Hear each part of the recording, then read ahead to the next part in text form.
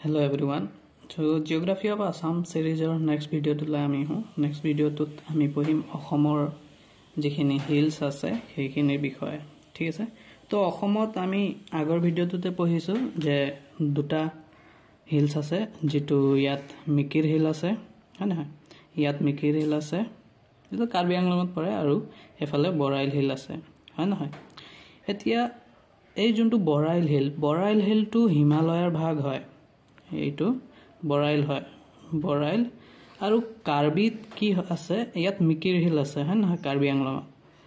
আৰু এফালে প্লেটো আছে লগতে কাৰণ এটা অলপ পাহাৰীয়া ঠাই নিচিনা না ওখৰ ঠাই তো প্লেটো আছে তো এই মিকিৰ হিলটো গণ্ডৱানা ল্যান্ডৰ পাৰ্ট হয় গণ্ডৱানা ল্যান্ড আৰু এই বৰাইলটো এফালে যোনটো নগা পাহাৰ অৰুণাচলৰ পাটকাই পাহাৰ এখিনিৰ ভাগ হয় তো এইটো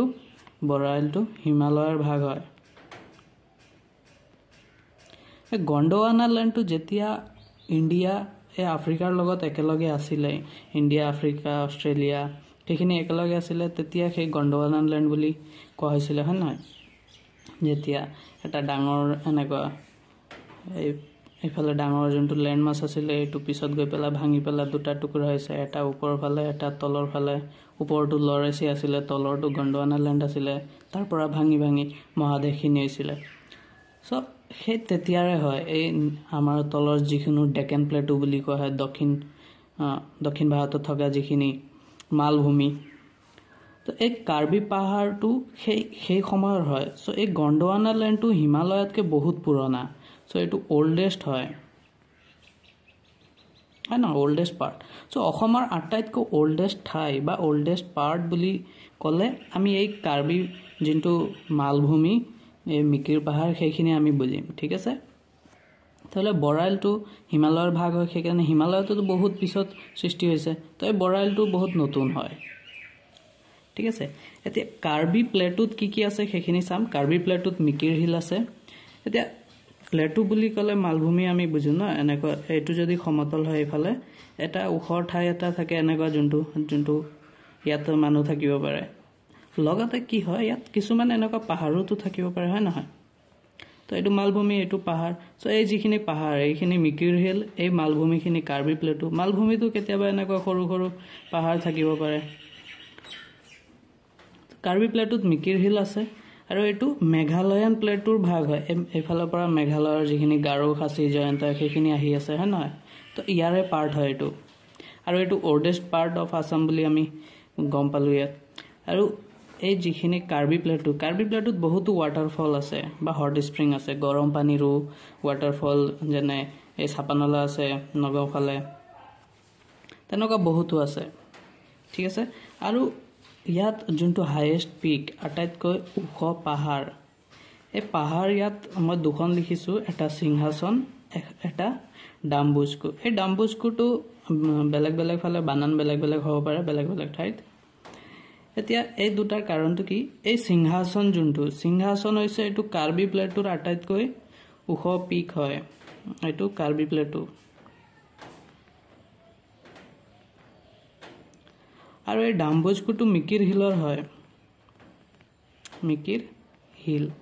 ইয়াত দেখাইছো না এটো কাৰ্বি প্লেটু ইয়াতো এনেকুৱা পাহাৰ থাকিব পাৰে তো এই কাৰ্বি প্লেটুৰ ভিতৰত থকা আটাইতকৈ ওখ পাহাৰটো হৈছে সিংহাসন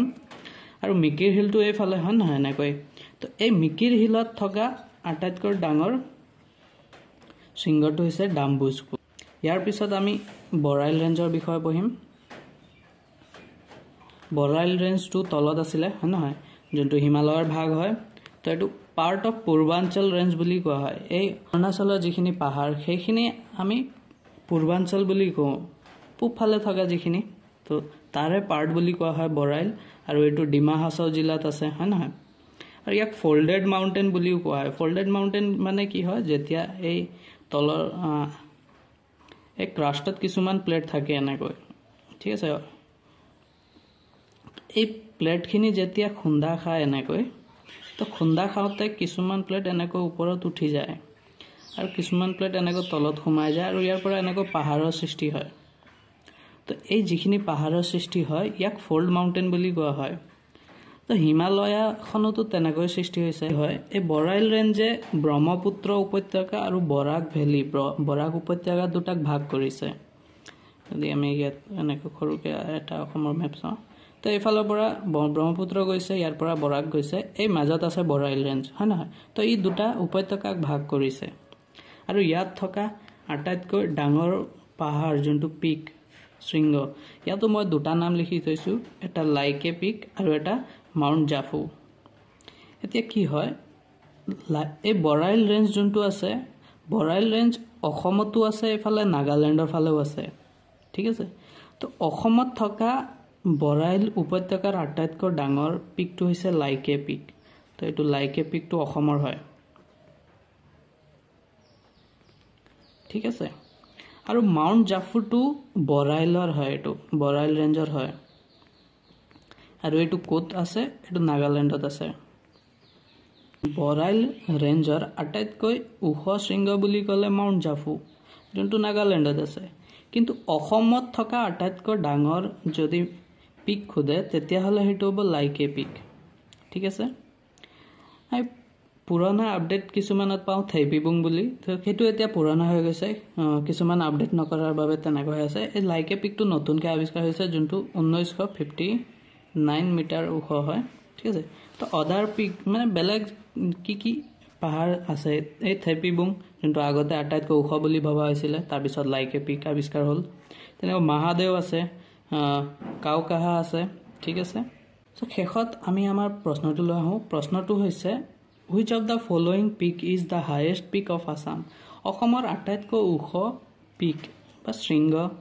পাহাৰ কোনটো লাইকে মহাদেও থেইপিবুং সিংহাসন সো আপোনালোকৰ উত্তৰটো কমেন্ট কৰি জনাব লগ পাম আন এটা ভিডিঅ'